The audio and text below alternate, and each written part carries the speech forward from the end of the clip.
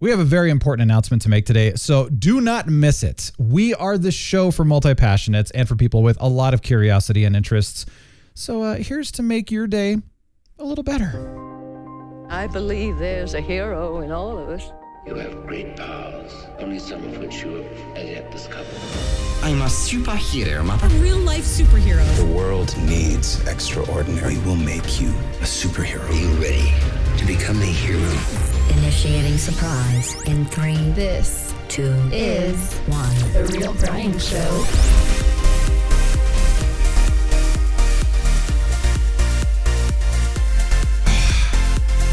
$87 bottles of beer on the wall. 87 bottles of beer. Take one down, pass it away. Sorry. Man, you know, time does not fly until the Real Brian Show starts. So that's my theory. I'd say, let's rock it! At 60% less fat and 20% less price, the only thing Kolb Family's family pack ham packs don't have less of is flavor. Ham, girl! Family pack ham packs from Cold Family Farms, the family that's pleased to meet you. Ham, girl! Let's try that again. Let's rock it!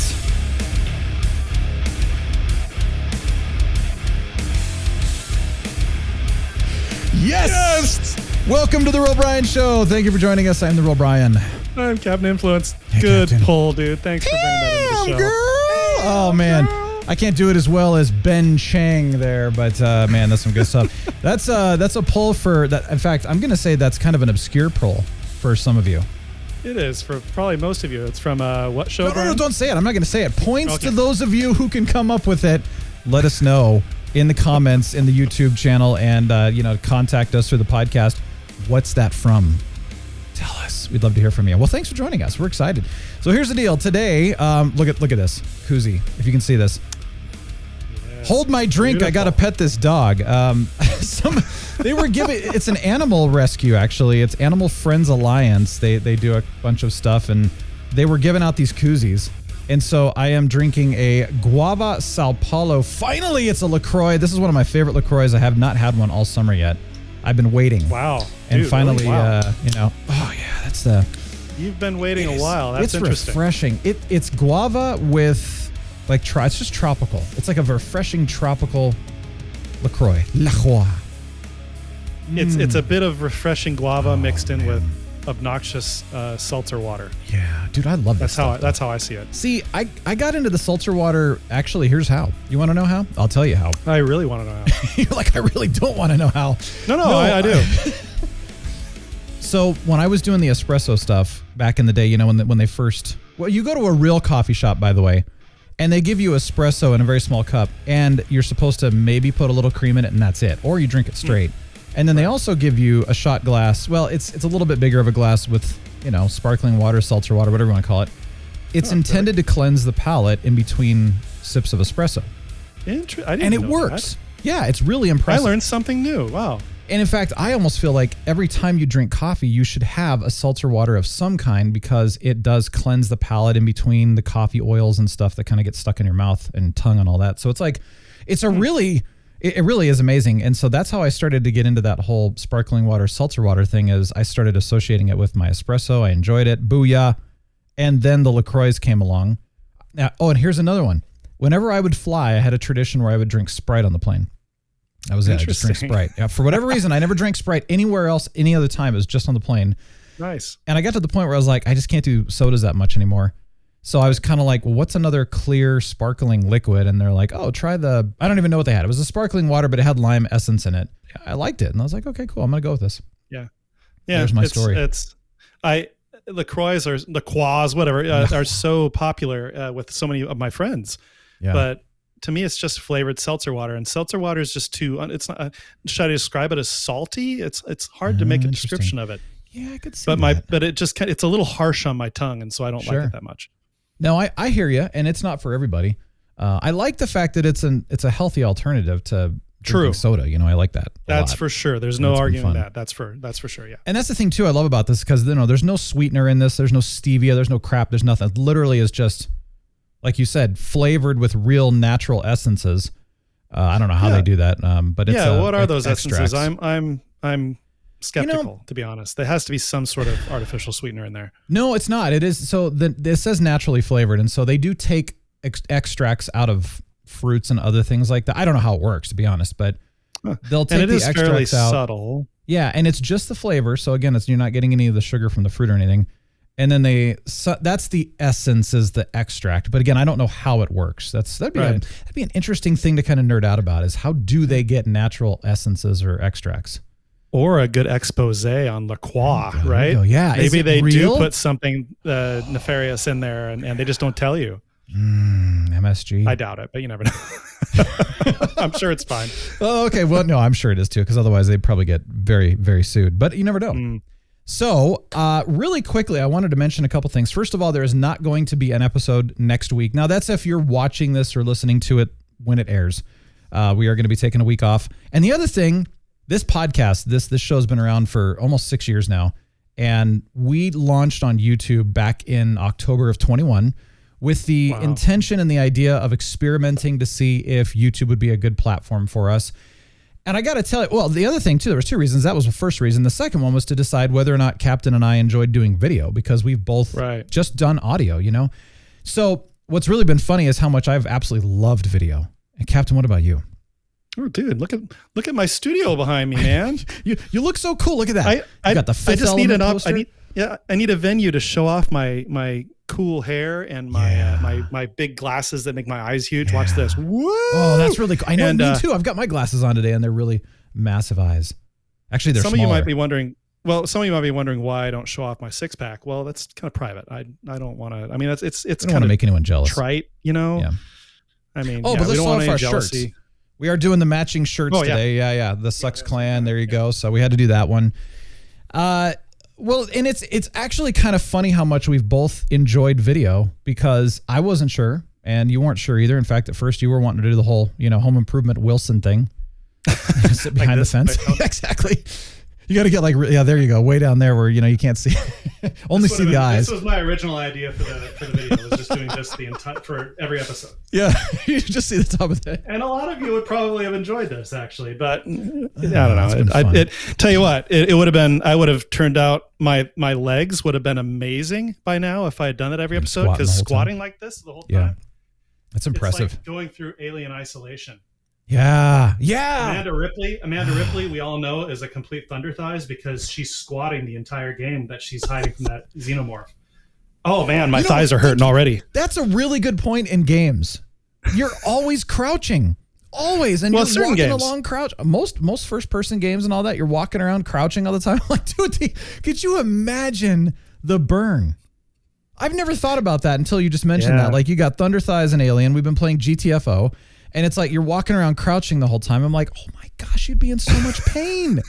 It's like 25 minutes of crouching, walking, crouching, and jumping. And okay, wow. I digress. Well, we've learned a lot about YouTube since we've started. And unfortunately, what we found is that this type of an episode, which is a long form, is what they call it. It's about 40 minutes. And we talk about a variety of topics. Hasn't done very well on the YouTube algorithms, which, by the way, Captain, this is no surprise at all. We knew this going into it. I was trying to kind of break past that and see if there's a way to make it work. But I've sought out the expertise of some other successful YouTubers, and I've been given some fantastic advice, by the way. And so what they want me to do is try a new strategy with the YouTube channel. Now, before I go any further, this show is not going away. I just want to make sure you know that. We're going to continue to do this episode of The Real Brian Show, the Friday, anything goes kind of thing. However, we are taking this show, this particular episode, off of YouTube temporarily just during this experiment. It's about a 2-month experiment. We're going to see from there kind of how it goes. I would like to bring this episode back to YouTube eventually because I love doing it. And we've had I keep hitting the microphone. Sorry. I'm like really flailing my arms right now. We've had some really cool comments from people who have watched this episode. They watch it on YouTube, by the way. Thank you, by the way, for doing that. And you've all said, like, you much prefer watching us than listening. Some of you have said you much prefer listening because that's been your habit, and you're on the go when you're consuming the show, and that's great. But the others have said, like, you're missing out when you're not watching it. And so I hear that. I just want you to know I hear that. I recognize that, which is why I do want to bring this back as soon as possible. But starting September 2nd of 2022. That is, in case you're a time traveler. Just wanted to make sure you know what year we're in.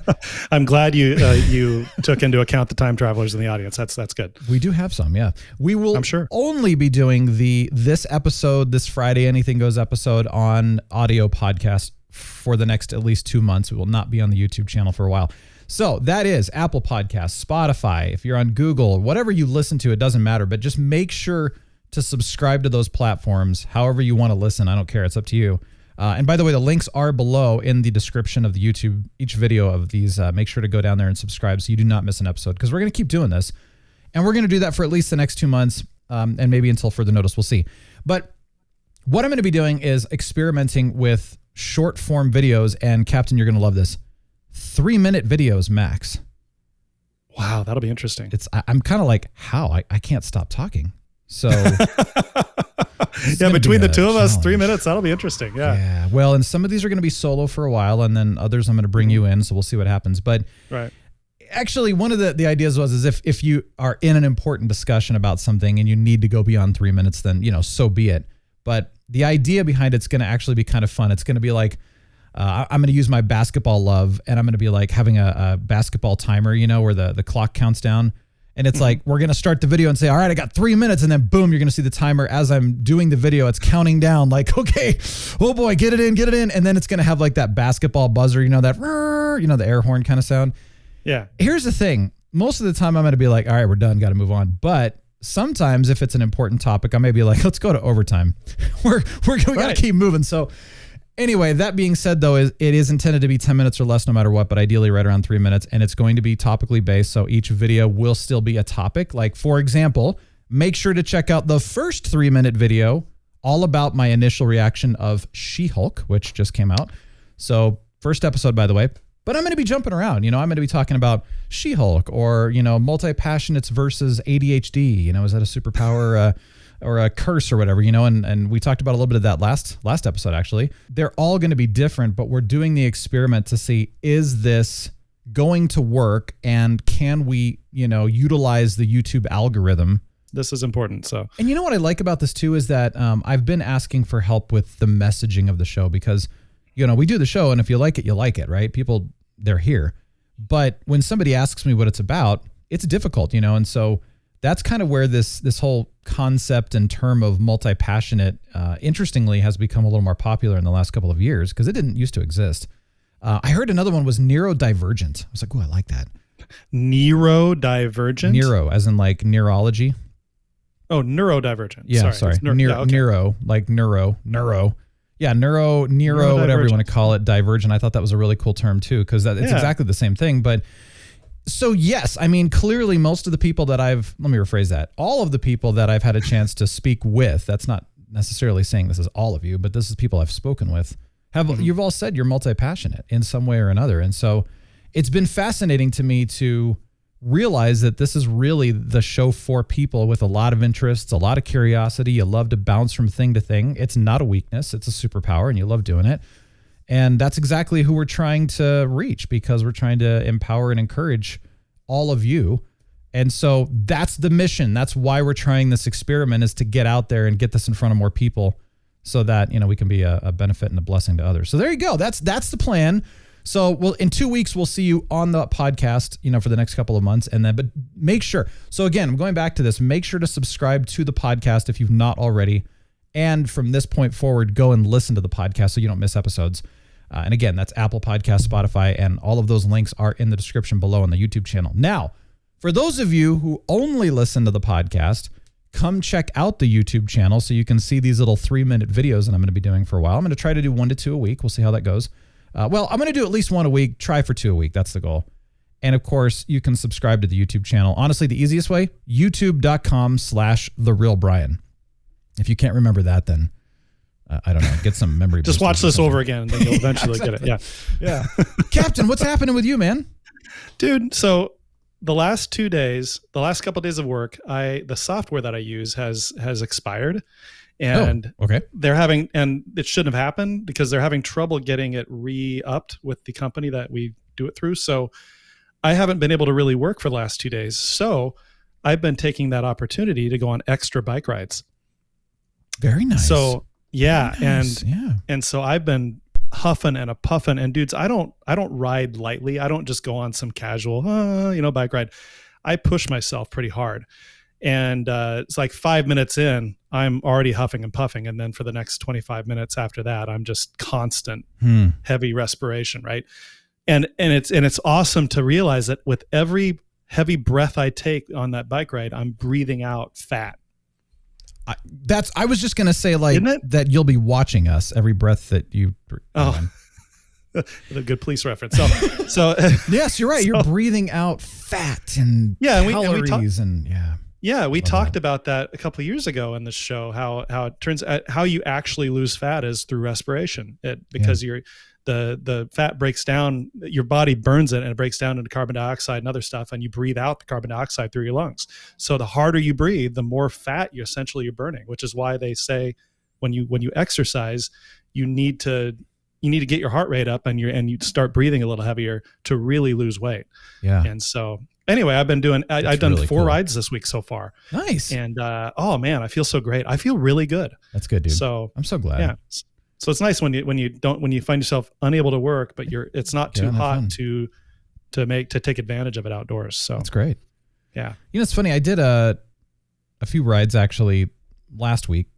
So it would have been you guys go riding a lot. We do as much as we can. And then honestly, it's been kind of fun. I'm right now I'm averaging driving about 2 times a week, and it's usually to Pilates and back, and that's it. And then otherwise I'm on my bike to wherever I need to go.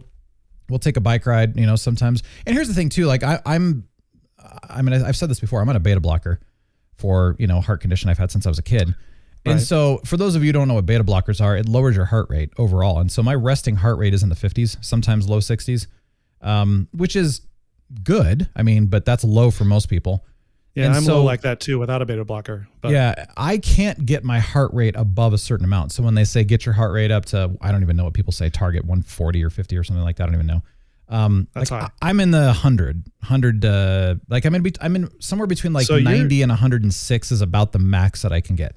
And that's working. So that's hard. The max you can get. So no matter how hard you work, that's as high as that beta blocker will allow. Yeah, give or take. Now, because when I go into what's called supraventricular tachycardia, which is what I have, SVT, without a beta blocker, you can be up in the 200 to 300 beats per second. Dude, that's heart attack. Beats per minute. Yeah. Sorry. Well, it's not. It's just it's really? It's annoying. Yeah, it's just what it is.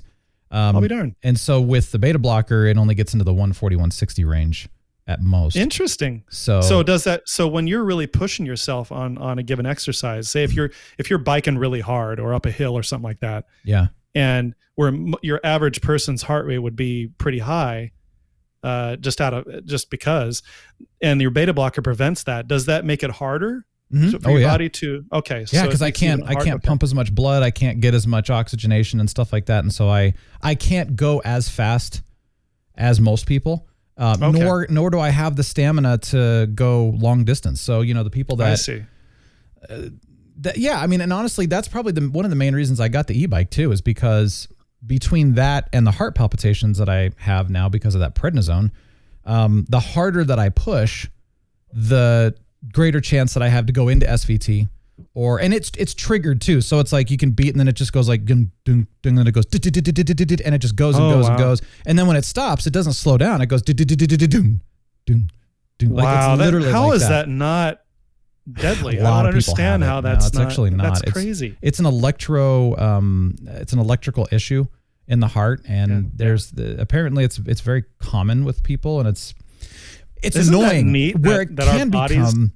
Well, it's not fun, I can tell you. And where it can become very deadly is if it causes you to pass out, because you're pumping, you will pass out at times. I've gotten tunnel vision and all that, and can cause other issues. And so if that happens, then, if you're driving or if you're on your bike and you pass out, you could kill yourself. So there are risks, of course, to it, but that's why I'm very careful and I don't push myself too hard because of that. Fair enough. I just think it's fascinating that our bodies are these biological machines that run on electricity. Yeah. Isn't that amazing? It is amazing, actually. Yeah. That's where the whole clear thing, And our brains are just alive with electrical energy, with electricity right now. Yeah. Just from our heart beating and stuff. It's like we're like this dynamo. We literally are this self moving, machine, essentially. It's so it's really neat. Well, and what I was going to say, and this was a pretty exciting moment for me because, like I said, I don't do the long distance stuff very often, and I don't push too hard. If I'm going up a tough hill, that's where I'm kicking in assist these days, just because I don't want to trigger it, But on a good ride, I'm in the 100 to 106 range of heartbeat, which for me again is high because that's as high as I can. I can't push too much harder. Okay. But what was really cool is on Thursday and Friday, I went and had a couple meetings and stuff like that. And so I was riding 17 to 20 miles an hour. Yeah, a little bit of assist too to get there. But, I was in the hundreds of heart rate. So I was doing that. It was like moving, keeping it, a little lower on the gears too. So I could get faster revolutions instead of, pushing the muscles harder. And then I did an intense Pilates workout on Friday. And then Saturday we had, there was this bike shop that did like this little palooza.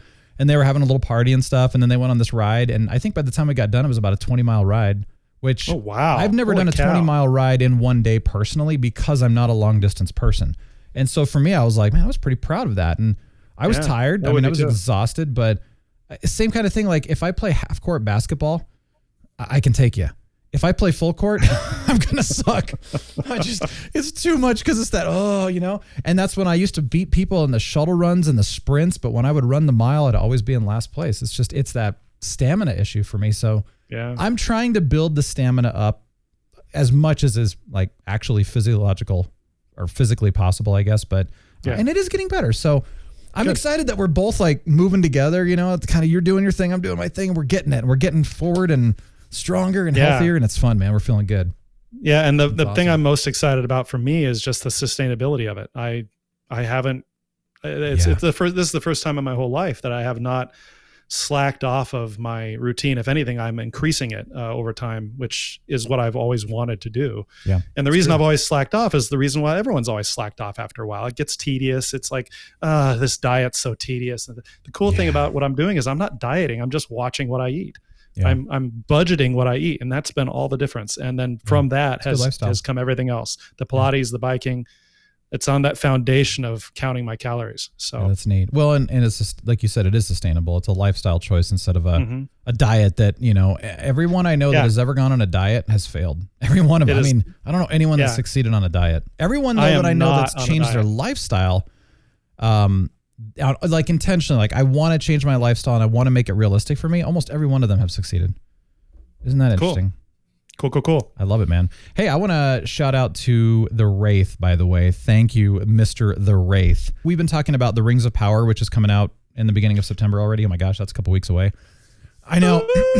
I'm worried, but at the same time, I hope it's going to go well. But here's what's really cool. For those of you who are going to watch it, I'm going to watch it. We're going to watch it and see. We will talk about it, but it'll be brief. Mr. The Wraith is actually going to be doing a Rings of Power podcast because he does that. And so it's going to be Tales from Middle-earth. I want to do a quick little shout out, and I'm going to play a promo from The Wraith because, first of all, thank you for your support of the show, Mark. Yeah. And I mean, you've done a lot for this, so this is the least I can do for you. So here, check this one out. You ready? Let's rock it. Mark Decode here from Solo Talk Media with an exciting announcement.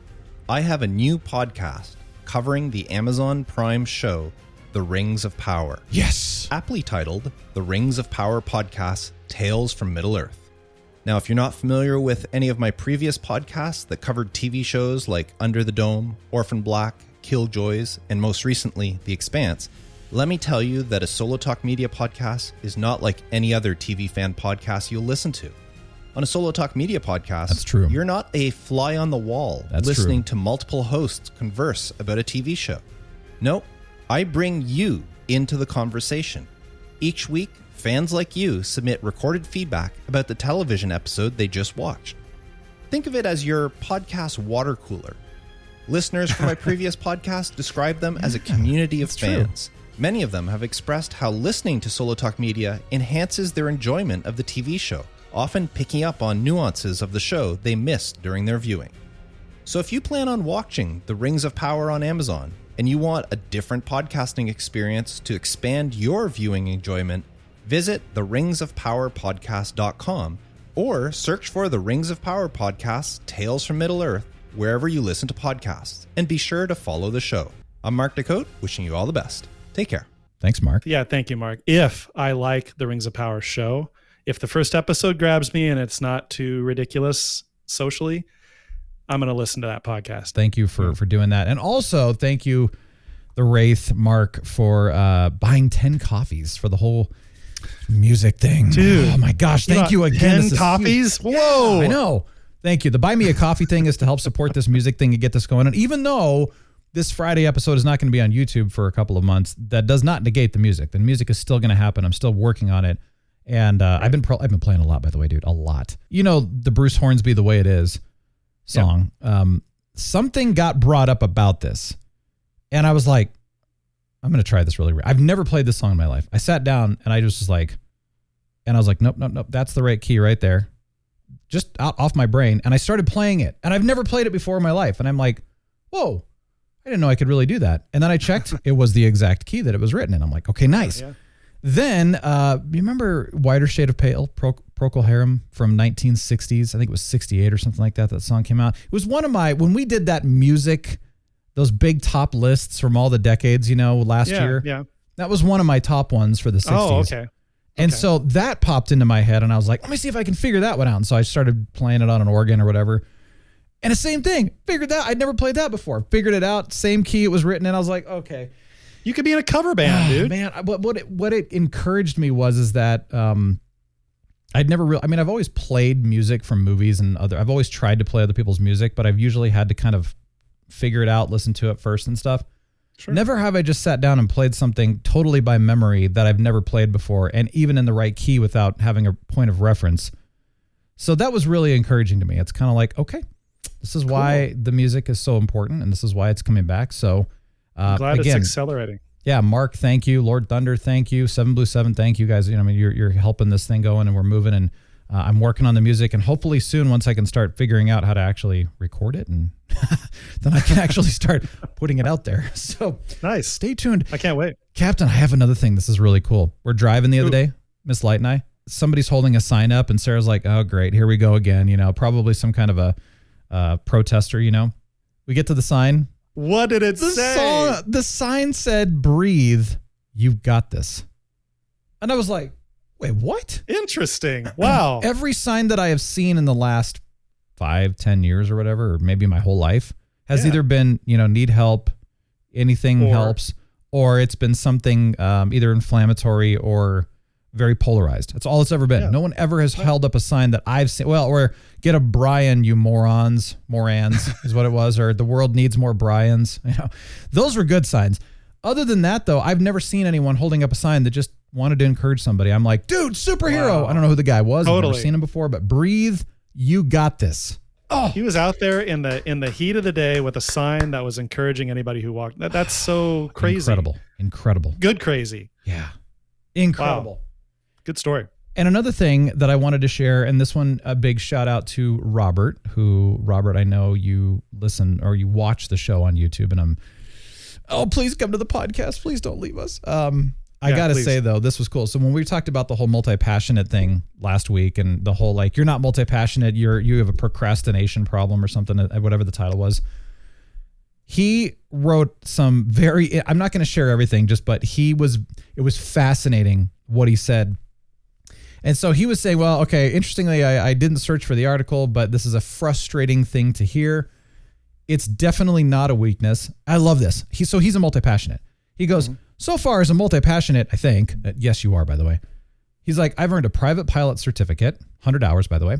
Earned I don't know what this is, CompTIA's Network Plus certificate. Some of you, I'm sure Lord Thunder knows that one.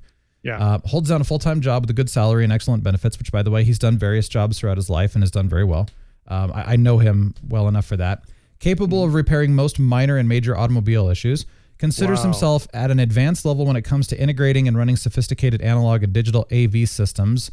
By the way, audio. He's an audio engineer. The reason I sound so good on the podcasts and the voiceover is actually because of him. He showed me how to set that up and actually originally set me up. Okay. So this is a friend of mine from way back. And he makes a mean batch of cinnamon rolls. By the way, he's got me. He does a lot more. That's all I got to say. He's a master of ceremonies, but a master of ceremonies. Is really good at it. He's done a lot. I mean, he is very, very talented, and he has a lot of interests. I've known this for years and stuff like that. And also, he's done radio with us. Actually, he wants to come on the show, by the way. So please, let's just say very, very multi-talented. But he goes, well, I guess I'm, quote, indecisive and I procrastinate. I'm like, huh. So well said. Well said. I love that. There's more that he says, but thank goodness the Real Brian Show offers content that isn't like so many media outlets, and was very appreciative of the well-balanced, in-depth, and useful content. So I got to tell you, Robert, and there's more that he wrote. If you want to read more, go to the YouTube channel and you can read his comment on the actual Multi-Passionate is Real. It's a superpower video. So Thank you, Robert, for that. That really encouraged me beyond anything you could imagine. I really do appreciate that. And it's fascinating to hear it from other people who say, dude, I'm one, and I take offense to the procrastination issue or whatever. So good. This is what we want. Anyway, thank you. All right. I think it's an origin time. What do you think? I think so too, Brian. Do it. And this is an origin. This is another origin that my wife recommended to me. And I had, if I've ever heard this term before, I don't remember it. Have you ever heard the term 86th? Yes. Okay. I have. Well, yep. you would be with most people. I think most people have heard this. Merriam-Webster, first of all, slang terms come from a wide variety of sources. The military, the newsroom, and the arts have all proved to be exceptionally fertile grounds for the creation of new words. One of the less likely sources is soda jerks. In other words, a person who dispenses carbonated drinks and ice cream at a soda fountain. This is an antiquated term, obviously. I don't have these anymore. But no, and I remember the soda jerk thing and some of the more retro soda fountain shops that used to be in existence and have kind of gone by the wayside. They had the soda jerk, so I knew about that. But this refers soda to jerks, 86. Yeah, they were a huge part of American culture, especially in the early 20th century to mid 20th century. So they started disappearing in the 70s, I think, maybe the 60s, 70s. And then I think they totally disappeared with a few rare exceptions like in the 80s. But anyway, but even soda jerks are responsible for some contributions. Perhaps chief among these is 86. Now, first appearing in the 1930s as a noun, 86 referred to an item at a soda fountain or lunch counter that had been sold out. It did not take long for the word to broaden its use beyond the realm of the soda counter. In the 1950s, the word underwent some functional shift and began to be used as a verb. The initial meaning as a verb was to refuse or to serve a customer. And later took on the slightly extended meaning of to get rid of or to throw out. The word was especially used in reference to refusing further bar service to inebriates. So if somebody was drinking too much, they'd be like, hey, 86, that guy on the end of the counter, he's had too many or whatever. Yeah. And as an aside, it also in the 70s, I believe it started to be used as a term of to murder someone. Yes. Like, hey, I want you to 86 Vinny next week. He's been sticking his nose where it don't belong. You know what I mean? Yeah. So take care of him. Anyway, but why 86? Why that number? Yeah, that's what I want to know. Yeah. So, according to Wikipedia, it was just part of the jargon used by soda jerks as a sort of code. Walter Winchell wrote about this in 1933 in his syndicated On Broadway column. In this, the code 13 meant that a boss was around. 81 was a glass of water, and 86 meant all out of it. Professor Harold Bentley of Columbia University studied soda jerk jargon. Wouldn't that be interesting? That's what you do. You study that stuff. And reported other numeric codes such as 95 for a customer leaving without paying. So it sounds like it was just most likely the origin was simply a numeric code that soda jerks used to kind of talk in code without customers knowing what they were saying. Yeah, so it didn't freak them out like we're all out of soda. Instead, we say 86, and they don't know. It's kind of, they do that on, don't they do that? Well, police do that all the time, and I think flights do that too. Yes, yeah, the police have their own codes, and military have codes, I think. But so I'd be curious to know what other codes, if there are any cops or service people out there listening, if there are any codes that you know of, please write to us because I'd be very interested to know that. One other possible origin, there are actually a couple other possible. One other that I'm going to mention is that author Jeff Klein theorized that the bar Chumley's at 86 Bedford Street in the West Village of Lower Manhattan was the source. His book, The History and Stories of the Best Bars of New York, claims that the police would call Chumley's bar during Prohibition before making a raid and tell the bartender to 86 his customers, meaning that they should exit out the 86 Bedford Street door, while the police would come to the Pamela Court entrance. So that's another strong possible origin that's on the internet. There's some other funny ones, like the number of ladles, that the origin was during the Great Depression, and 85 ladles of soup would fit in your average soup pot. But the 86th person was left by the wayside. They didn't have any soup. Or So the 87 bottles of beer on the wall that I was trying to sing in the beginning that I shouldn't have sang. I wasn't singing it. It was more of a chant. I wish you had sung it. I know. Well, that's fascinating. Thank you for doing that, because that actually, I've heard it. I've said it, especially when I'm like 86, that guy for me. I've said that too many times probably. I'm sure you have. Yeah. I'm glad I'm not one of the guys you've had 86. No, thank God. But other than that, like it's good to know where it came from. So appreciate that. Speaking of 86ing some stuff, I did finish the season 3 of the Umbrella Academy. Yeah. Well, Captain, it's not as good as seasons 1 and 2. So I did enjoy it in the beginning. It started off kind of like, oh, I'm excited, let's do this. And then it kind of just kept going and going and going. And it was, I think it was about, let's see, it was 10 episodes, right? Or something like that, 9 or 10. And I think it was like 5 or 6 episodes too long. They really could have shortened it. They could have done more with the story. There were a lot of plot aspects that just didn't make a whole lot of sense. Kind of like, why is this going on right now? What's happening? And then, of course, in their usual style, it is, by the way, My Chemical Romance wrote the comic. So I just wanted to, for those of you who didn't know that. The lead singer of My Chemical Romance was that? Okay, yeah. It's weird. The ending is one of those kind of endings that kind of upset me. Like, really? Like, is there going to be a season 4? Are you going to leave us hanging? When is it coming? Like, it's frustrating. So if you're a fan of seasons 1 and 2, you'd recommend it? Yeah, I mean, if you like seasons 1 and 2, keep going. Get through the story, enjoy it. But, we talked about The Sandman, and it was fun. It was interesting. But, of course, with She-Hulk out and The Rings of Power coming out and Cobra Kai comes out in a week, I think. And there's so many. And I'm still, I haven't even watched Lock and Key yet, and I want to watch that. Oh, not yet. Oh, my gosh. And I just started Elvis, which just came out on digital. So I'm like, I got to get into that because I'm loving it so far. But you actually saw the whole movie, right? Yeah, last weekend I went with my movie buddy, my beloved mother-in-law.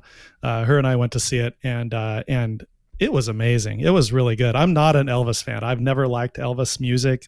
I respect him for the contribution he's made to musical history, and for what a alien thing he was when he came out. And this movie does a good job of illustrating how different of a phenomenon he was. So the movie was really well done. It was done by Baz Herzog, who did like Moulin Rouge and a few other famous movies. And it's definitely a Baz style film. It's done in a very unique style. So if you liked Moulin Rouge or other films like that, this was good. It's similar to Walk the Line about Johnny Cash. Okay. And that's a universally adored film. It's a really good movie. And again, with Johnny Cash, I was never a Johnny Cash fan. I still am not a Johnny Cash fan, but I loved that movie. Okay. Same thing with Elvis. Yep. I loved it. It was great. Cool. I recommend it to anyone who's seen it. I know people have seen it twice because it was so good. Yeah. So check it out. I'm about 45 minutes into Elvis. It's a 2.5-hour movie, by the way.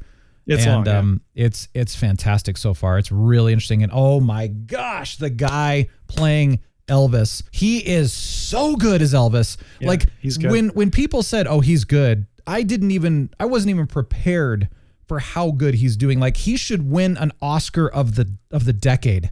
That's how good of a job he's portraying Elvis. In his singing, it's him singing. It sounds like Elvis. Oh, I didn't know that. Oh my gosh! Like I'm blown away because when Taron did Elton John, he did a really good job too, but he didn't sound like Elton John. It was close, but you could definitely tell it was him and not Elton John. But oh my gosh, the similarity between the Elvis singing and this is it's blowing my mind. Yeah, and what about Tom Hanks's portrayal of his manager? Phenomenal. It's one of Tom Hanks's best roles. It's amazing. And Tom Hanks has had some good roles. Yeah. So it's the acting is fantastic. The screenplay is great. The song, the soundtrack's good.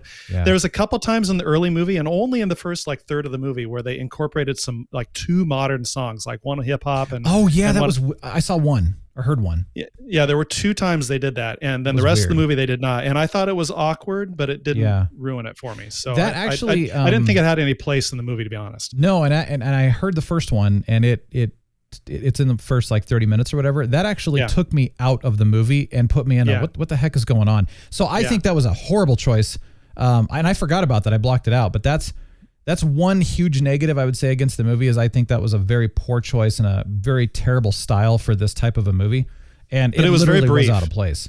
Yeah. Yeah. It was the 2 times it happened. It was very brief and they don't do it again the rest of the movie. So yeah. So besides that, the musical choice that they used with Elvis and how they integrated his music was beautifully done. At least, again, I'm 45 minutes in, so I'm highly impressed so far and can't wait to finish it. So thanks for the review, man. Yeah. All right, well, we got to get out of here, but I got to tell you again, it's been a pleasure doing this on video. So, you know, we definitely are shooting to come back at the end of this 2-month experiment. That's the goal. That's the plan. So again, if you're watching on YouTube, don't miss the show. Go to the podcast. It happens every week, you know, except for next week, but, you know, keep joining us and make sure to subscribe to the podcast and keep involved too, you know, and definitely want to hear from you as well. And again, for those of you who only listen to the podcast, come check out the YouTube channel and see what we're doing as far as, you know, the videos and stuff like that. So I mentioned the links again. It's youtube.com/TheRealBrian for the YouTube channel. And of course, all the podcast links are below in the YouTube, you know, descriptions. It's all over the place. So make sure to just scroll down and check those out. But thank you again for joining us. And I'm excited to see where this two-month experiment goes. Come check out these short form videos and tell me what you think. Be honest, be brutally honest too. Let's do one more little visual representation of Deep Thoughts with Captain Influence. Is there any significance to there being 86 bottles of beer on the wall? Only that you still have a long, annoying ride ahead of you. Yeah, that's true. See, I just finished with 87 at the beginning of the show. 86 bottles of beer on the wall. 86. This is going to be a long outro. Long outro. Maybe I should stop and yeah. Well, I'll finish the outro and then I'm going to keep going on the song. Thanks for joining us. Have a glorious 2 weeks. We'll see you in 2 weeks. Real Brian Show signing off. The Real Brian Show is a production of 514 Media at 514mediaempire.com.